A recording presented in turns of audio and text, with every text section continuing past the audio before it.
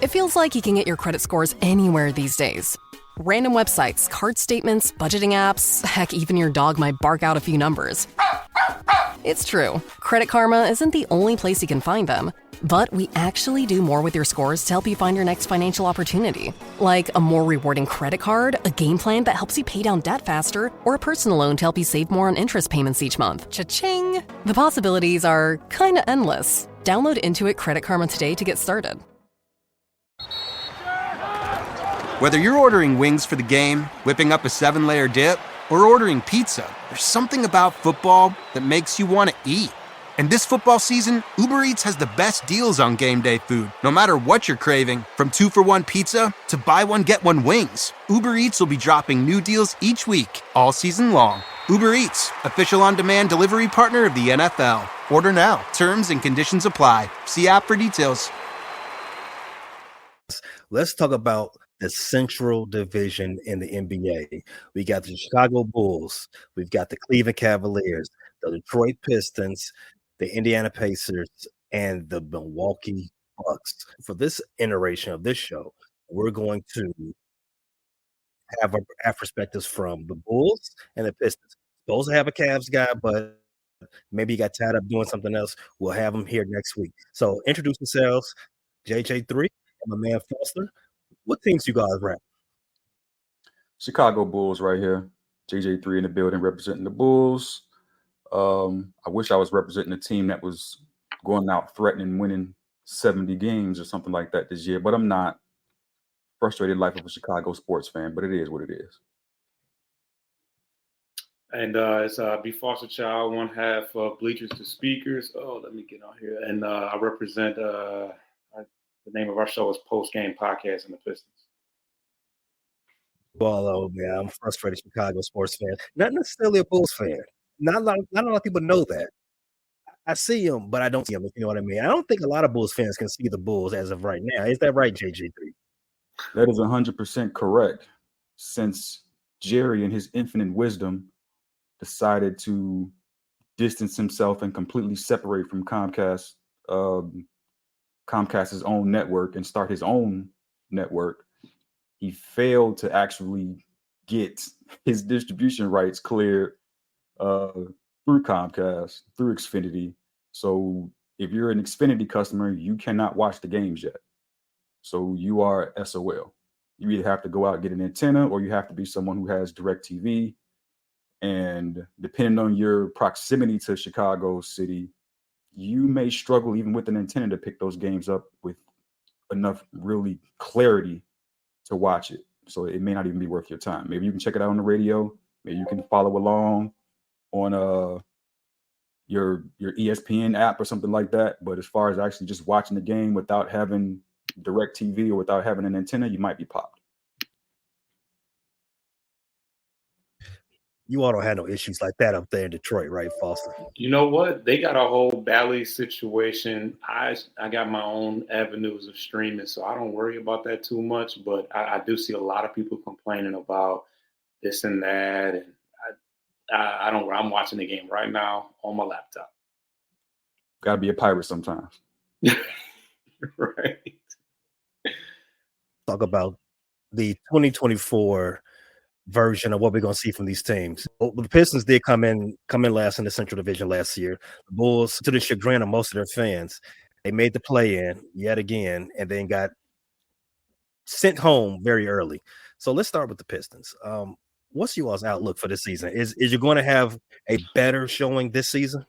It can't get any worse, and I say that, reluctantly, just because I don't want to put myself in that position. But I mean, we lost 22 games, something like that, in a row last year, and we looked pretty good in the preseason, but we have a gauntlet out the gate as far as our schedule. So the first 10 games are going to be pretty tough, but we are going to battle and hopefully get on the board soon, because we are currently 0-3.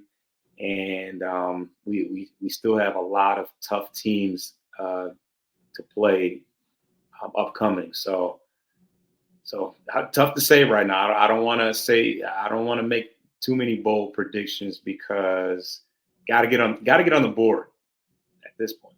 Chicago Bulls, you all went, what, 40 wins last season? Went to the play-in for the second year in a row. You don't have your leading scorer anymore, DeMar DeRozan. So what can anyone expect from the Bulls this season? Truthfully, what you can expect from the Bulls is more of the same. More of what you got last year, more of what you got the year before that. The Bulls love to reside in the place of mediocrity. The Bulls love to reside in the place of getting anywhere from 40 to 45 wins on the season. Their goal is typically to land themselves in the play-in game, typically to be a team that is going to finish within that 7 to 9 range year in and year out. They prefer to have butts and seats at the United Center. They prefer to have that extra game or two at the end of the season in the play-in than actually be a consistent, strong team from start to finish on the season and really threaten and have a high place in their division. So pretty much you can expect the Bulls to probably win about 35 games, 38 games, somewhere in that range. Depending on the strength of the lower half of the conference, they'll see themselves once again in 8th, 9th, or 10th. I'll take 30 wins. Not to interject my own, but how is Levine looking so far? The numbers, I haven't seen any games, but the numbers look pretty good anyways.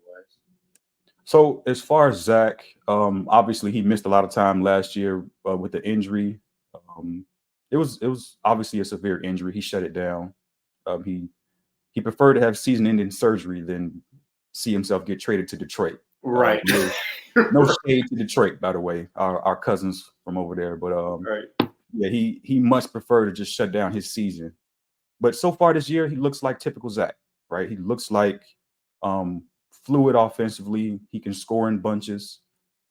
Oftentimes, those points that come in bunches don't impact the game itself, right? He'll go off on the flirt. I literally watched the game that he put on against New Orleans, first game of the season. Second quarter, Zach went bananas. Like, he had like 5 threes in the first half. He was cooking. Looked like he should be an all-star, right? Mm-hmm. Fourth quarter turnaround, Zach was essentially nowhere to be found, right? That production that was there in the first half wasn't there in the second half. That's just kind of what Zach is. Again, he's a very talented player. He's right now leading the Bulls in scoring, I think at about 24 points a game. He's got the same number of field goal attempts as Kobe White. I think they're both at about 15 attempts a game. So yeah, you're going to get typical Zach. He looks healthy. He looks athletic. He looks explosive. He looks like the same player he's always been. And unfortunately, the same player he's always been is a perennial loser. And he's a talented guy. He's just not a guy who pushes his team towards victories. And that's just always been the problem with him. It's going to be something that follows him wherever he goes until he goes to a team that he can be the second, maybe, but more ideally, third or fourth best player and just sort of slide in and maybe be a contributor on a team like that. That'd be a nice team if he's in the third or fourth option, because that's wild. Well, hey, maybe the team they playing at night will trade for him or something like that, but I doubt it. Look, I'm hoping the Bulls can trade him. I mean, quite frankly, if we want to have that discussion, I would love for the Bulls to trade him and a few other guys and pick a direction. I mean, truthfully speaking, I'd much rather have the outlook of a Pistons fan at the moment. And again, no disrespect, but you guys are closer to being more so at the bottom. The Bulls are projected to more so be in just the perpetual middle and no man's land. And unfortunately, that's not where you should want to be as an organization at this stage, especially with some of the talent that's projected to come out in the draft next season. So, yeah, man. At least you have hopes of winning a lottery, because we never, doesn't matter. We got Cade, but other than that, they're not letting us get the number one. Let's talk about that for a second. JJ3, that you want the Bulls to pick a lane. You know the guys that you want to get rid of. You want to get rid of these vets. get these big contracts and just go all out. Poop for Coop is what we're saying on the Frustrated Chicago Sports Fan channel. We want to tank and go get that number one guy.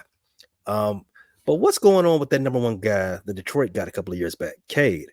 I'm hearing talk like he just ain't it. Is he actually going to be that franchise guy this year? No, I mean, he's doing really, really good thus far. I think that he's reaping the benefits of more spacing. Right now, he's averaging 27 points and 8 assists. So he's gotten off to a good start. But, yeah, we still haven't won yet. So I guess for what that's worth to have 27 points and 0 wins. So good start to the year. And, the last couple of years he's dealt with injuries and just not having a lot of support. Like when there's no spacing on the court, they're just collapsing all over him. And so it's a lot for one man to do who has some athletic deficiencies in a sense. So. Athletic deficiencies is not what you want to hear from your number one draft pick. Ugh. I mean, he's not explosive. Right. I mean, he's got great fundamentals, good good mid-range game, but I mean, he's been dunking on cats this year, so I can't even say that he's not capable of that. But I don't know. He just sometimes seems a little slow out there, a little methodical. Before we get into the this season, like the games being played and the games that will be played, two things from last year. One, Detroit Pistons. I think the Bulls and the Pistons, they tied the season series last year. I believe so. The Bulls gave Detroit went on a 27 game losing streak, and they only win in that little span was against the Bulls. So there might be a little thing there. I mean, there's always a little thing between the Bulls. I know there was.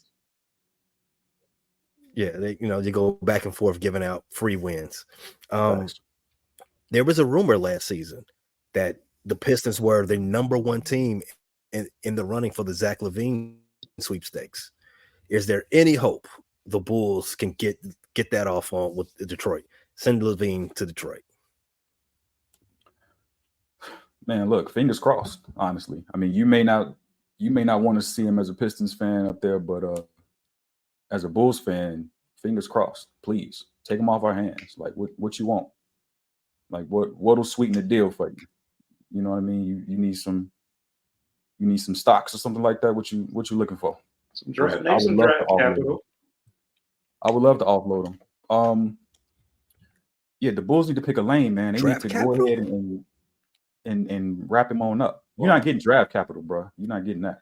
Oh, well, I mean, what's it going to do it? Vucevic? Like, you take him too, for sure. Yeah, I bet. You take both of them right now. Zach and Vooch, I drive them up there myself. I'm a big fan I've always been a fan of Zach's game, so I wouldn't be upset. I mean, it would put butts in seats, and it would give somebody to, another scoring threat to go next to Cade Cunningham. So, I think we got enough young guys and lottery, young lottery players. Like, I think it's time that because a lot of, we're not going to get high profile guys to come here. So it's going to happen via trade. So I'm not terribly opposed to it. Obviously he's got his injury woes, but outside of that, we need another guy that can fill it up and score 30 every once in a while. Well, Zach can definitely do that.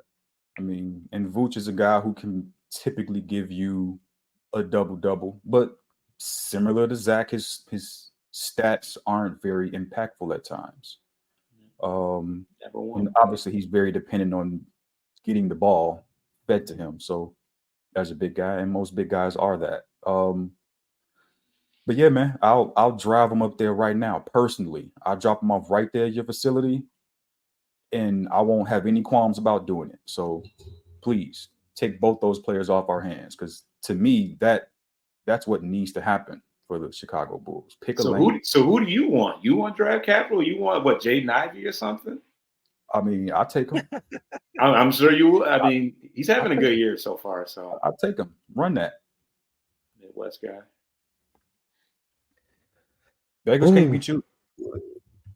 That's true. Beggars can't be choosy. But the Bulls have been openly shopping both of these players for a long time. A long and you would time. think somebody who's given the league 27 a game would be gone. Right. But they really have to just take whatever they can get right at this point. All right. As I said, Zach LaVine and the Bulls, they've started the season in opening week. They've 1-2 to start the season. 1-2. Yeah, they lost to New Orleans opening night. They beat Milwaukee. They lost to OKC. Beat Milwaukee. Okay. Yeah. Milwaukee, another team in the Central Division who's coached by Doc Rivers. I think we can stop right there. We understand why Milwaukee lost that game. That's crazy. I mean, I'll let you explain it. What's the story behind that win? Listen, Milwaukee is layered, right? There's a lot of issues up there in Milwaukee. But from the Bulls' perspective, they played well offensively. They shot the ball well. Kobe had a night. He was hooping for real. Zach had a night as well. Everything really clicked for the Bulls. All of their main three guys, their main three scorers, Kobe, Zach, and Vooch, all scored well, all played well, all really stuffed the stat sheet all the way around. That really falls at the feet of Doc and really falls at the feet of Milwaukee because their defense in that game was terrible. The Bulls, as it stands right now, the Bulls are middle of the pack in terms of their offensive numbers, right? They're 18th or 19th or 20th in terms of points per game. In terms of 3-point percentage, the Bulls right now are about 18th, 19th, or 20th. Like all of their offensive statistics, their points per game as a team, they're all in the middle of the pack. There's nothing to write home about them. Their best offensive output on the season right now, it was against Milwaukee because Milwaukee's defense is just, how to describe it is, I could describe it as just bad. I could describe it as lethargic, as if they didn't care to try.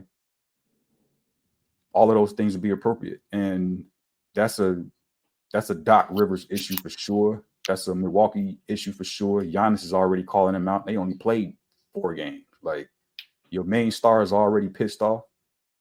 I mean, he separate topic, but he might be angling his way up out of there because of everything that's going on with their lack of defense and lack of focus as a unit.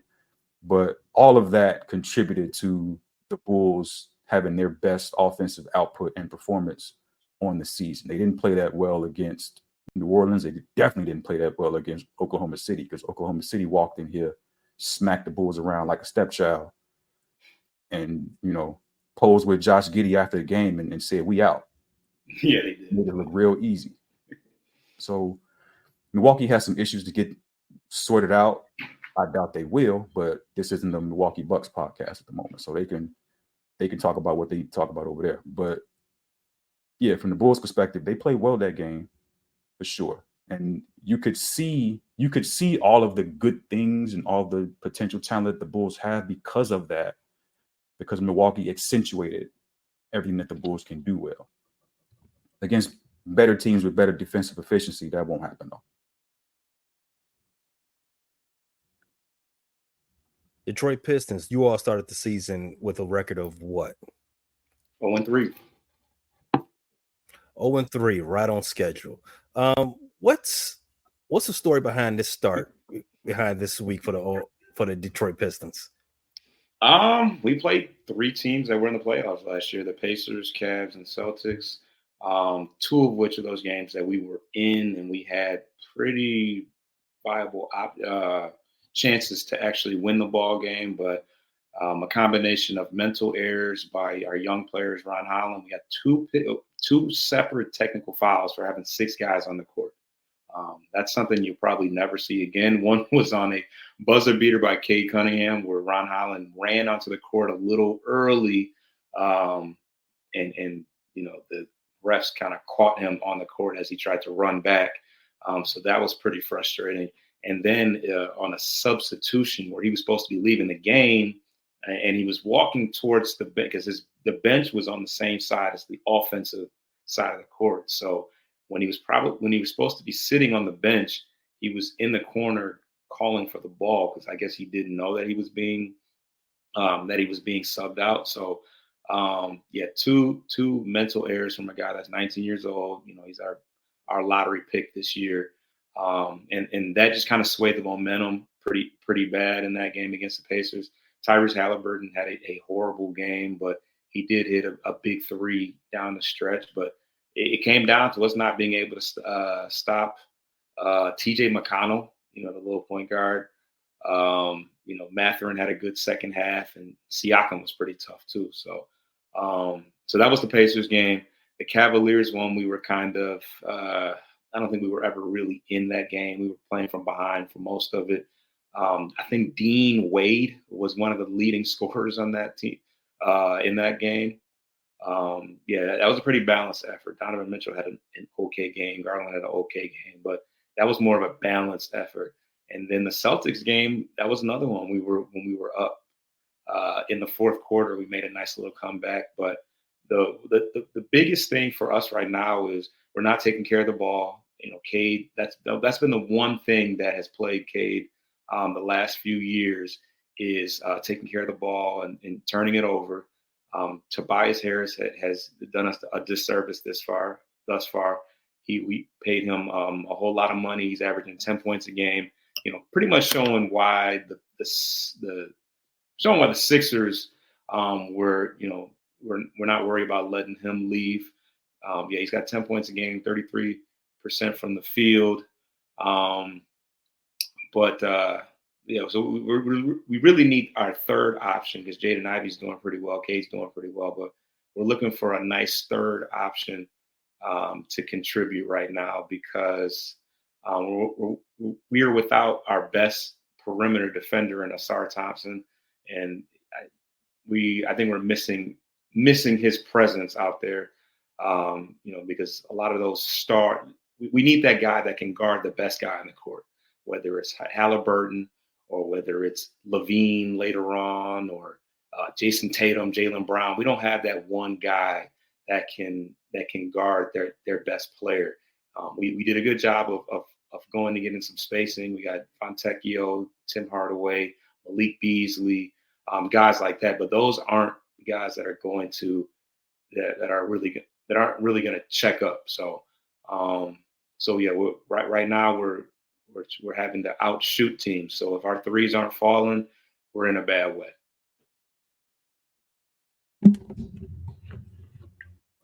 Ooh, that sounds like a recipe of despair. All right. So the 1-win Bulls coming up this week, you have who's on your schedule? Coming up is, right now they're getting smacked around by Memphis. So that's the first game on the schedule. Orlando is after that. What's the score? 44-24.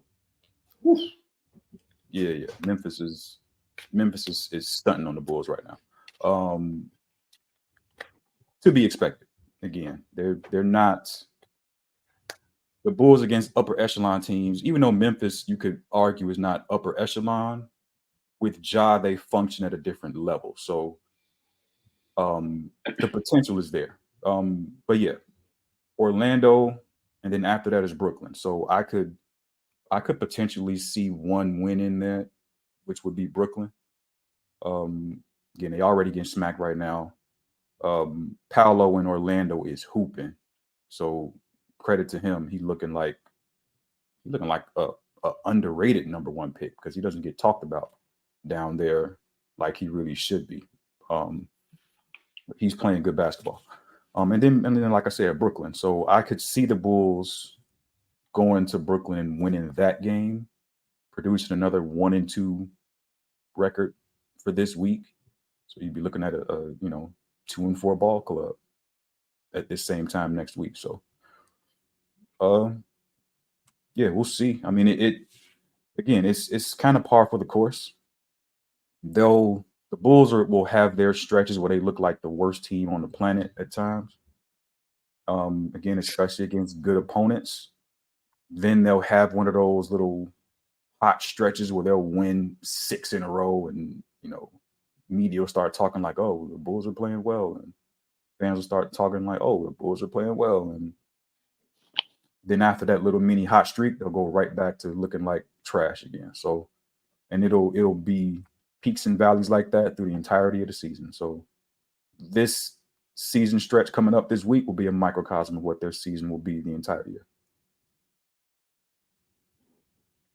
The Bulls losing doesn't necessarily bother Bulls fans, though, right? I think, correct me if I'm wrong, but Bulls losing and Zach LaVine and Vucci Mang and Kobe White to another extent playing well is exactly the win that you all, quote unquote, win that you all are looking for. No, that's facts. I mean, the formula that I want to see, especially, is precisely that, right? I want to see Kobe play well, especially Kobe White. Honestly, he's the youngest guy.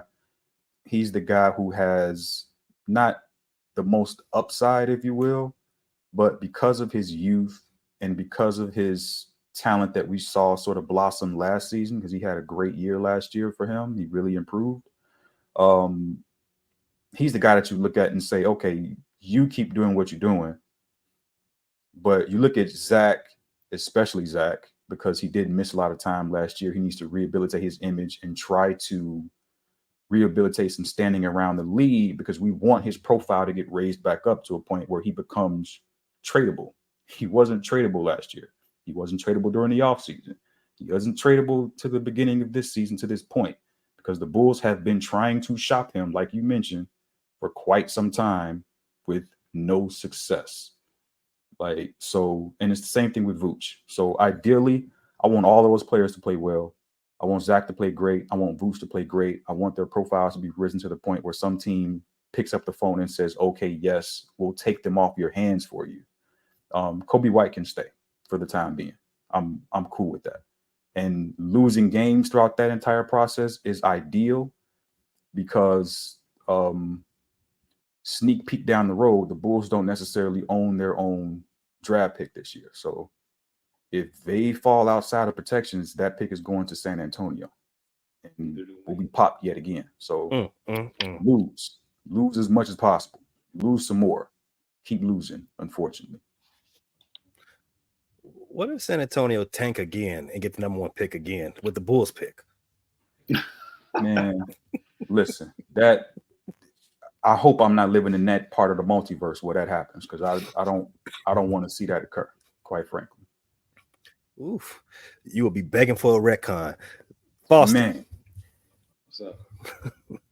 What's on the Detroit Pistons schedule this coming week? So we are also losing right now to the Miami Heat by 11 points.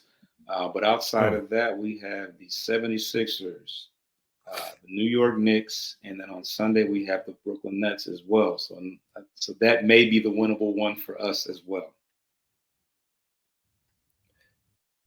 You don't think you all can get 2 out of this week? Because I heard you say Nets and I heard you say Philly Sixers. Embiid's playing right now, right? I think I saw him warming up. So he is? I thought he was going to play, yeah. Shocking to me. I didn't know he was playing. I think they said the first week he was going to have off. Tyrese Maxey by himself can probably beat us, unfortunately. But obviously Paul George is hurt right now. I haven't seen too much Philly yet, but they still got Oubre and I don't know a lot of guys. Gordon, Kenyon Martin Jr. Eric Gordon. Eric Gordon Jr. He's washed. He's good for a couple of long shots, and that's it. He's just coming to collect the check. Tyrese Maxey, he is a top 20 player. Yes, you are correct there. I don't think Detroit has a top 20 player, but if Embiid is playing, then yeah, you can go ahead and strike that chance of a win. I agree. Yeah. So you both are saying this week is a potential 1 win week, with that 1 win circling the Brooklyn Nets. Dang, man. New York taking all the L's right now, man. The Yankees, Brooklyn, the Nets look got cooked on opening night. Wow. Sucks to be the Big Apple. Freddie Freeman is spazzing right now. Yes. Oof. Those Yankees, they don't know what they got. They got into the wrong fight. A longer form question. This will be the last one before we wrap up. Is there any All-Stars on your roster? No. Not Real even quick, Kobe. no. After you had that, after Kobe had that blowout year last year, you don't think he can make another step and possibly get into the All-Star game? Well, it's nothing against Kobe, but I'm looking at the guards that are ahead of him in the conference. Mm-hmm. So I think it's tough. Like, you got Brunson ahead of him, you got Maxey ahead of him. Like, there's some guards out there. Obviously, Halliburton. Like, we can go down the list of some of the guards that are just in the Eastern Conference. Yeah, I mean, Halliburton is still better than Kobe. Like, no disrespect. I think Cade's better than Kobe. Okay, well then there you go. I mean, that I don't necessarily agree. I think it might be a push, but Cade's pretty good. He just plays on a really bad team. I mean, Kobe plays on a bad team, just not as bad as I would like. Not even close to as bad. But I think there's a lot of players ahead of Kobe who are going to get that look in the East that I think is going to just make it difficult for him. Now, I mean, we could have injury, we could have, trade, we could have any number of things that could happen by the time we get to All-Star. And, Kobe could potentially snap, but Zach can limit Kobe's potential, which is part of the reason you kind of want Zach to be shipped on out. There is a level of coexistence that's there for the time being right now, but that doesn't necessarily mean that can continue, because Zach at times can be a bit of a ball hog. He can be a guy who hunts for his own shot, especially when he starts feeling himself. He'll start looking for it and he'll start chasing after it. And Kobe, as a guy who plays the best with the ball in his hands, he kind of needs that, and that becomes more difficult when Zach is really hunting for his. So I don't see it. There's no top 20 players on the Bulls.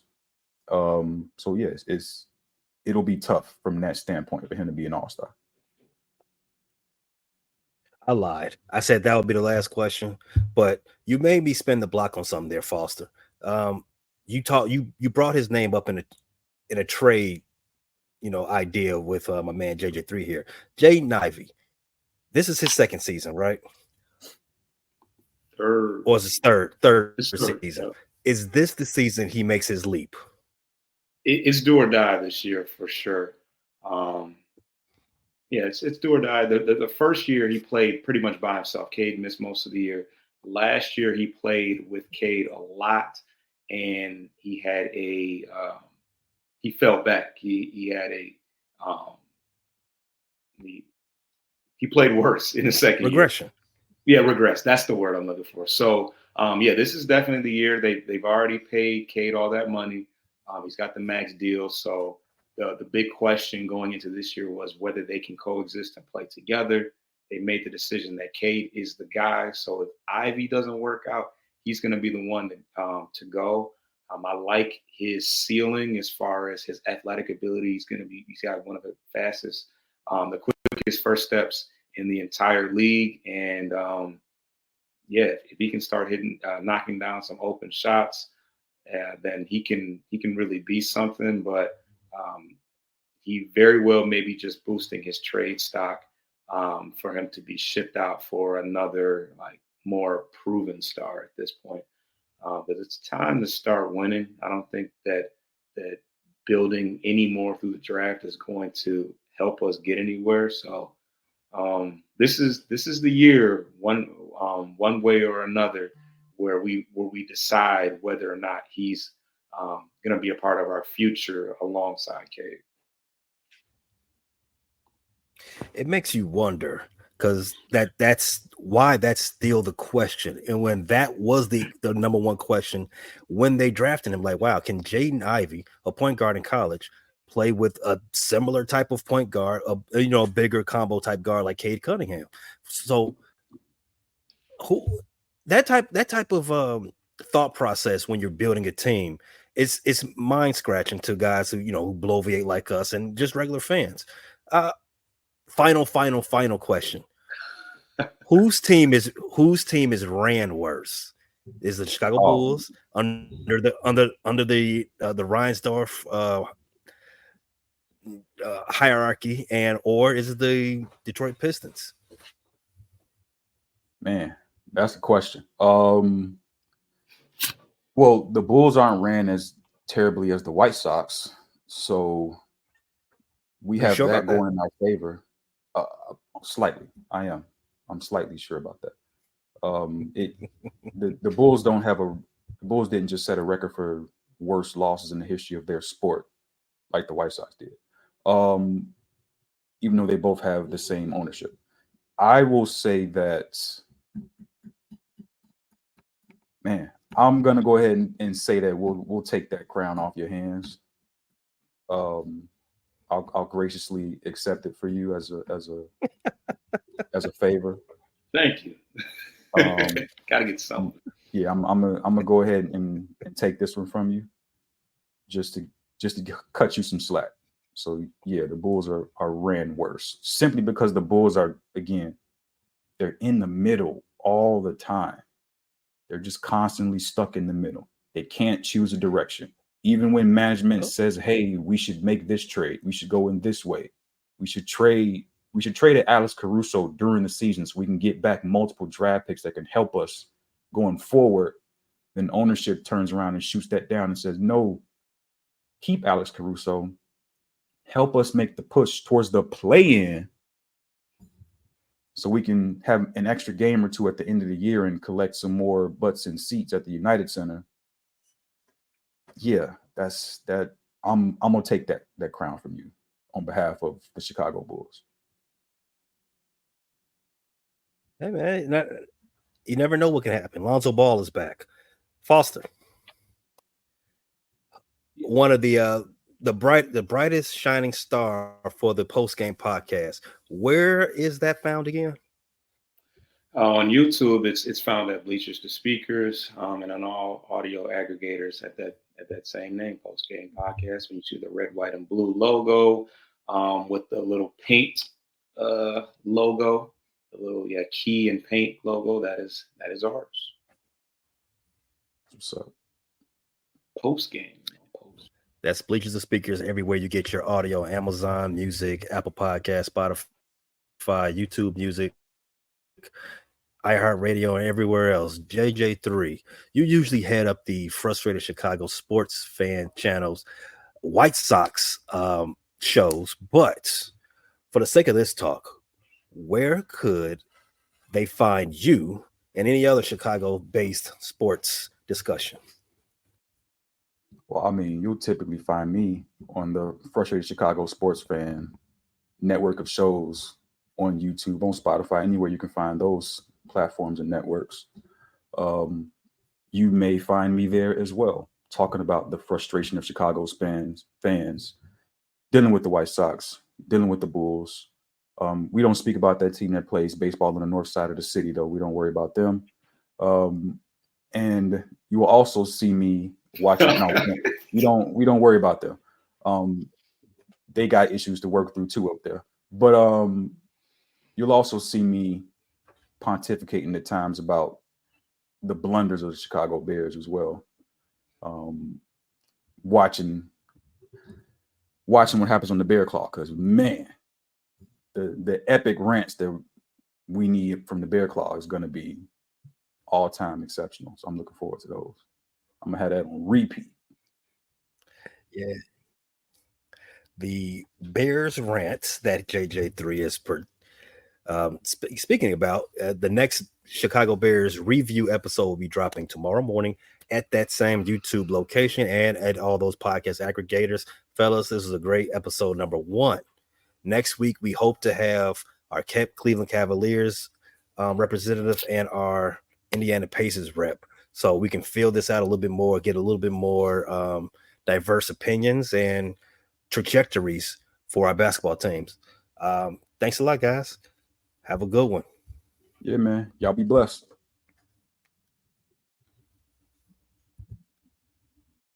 Thanks for listening to this latest edition from the Frustrated Chicago Sports Fan channel. Whether you listen to this on Apple Podcasts or Spotify or watching on YouTube, make sure you like, subscribe, share with a friend, and hit the notification bell so you never miss a drop. And all my homies from Chicago, we say three things: bear down, go Cubs go, and sell the team, Jerry.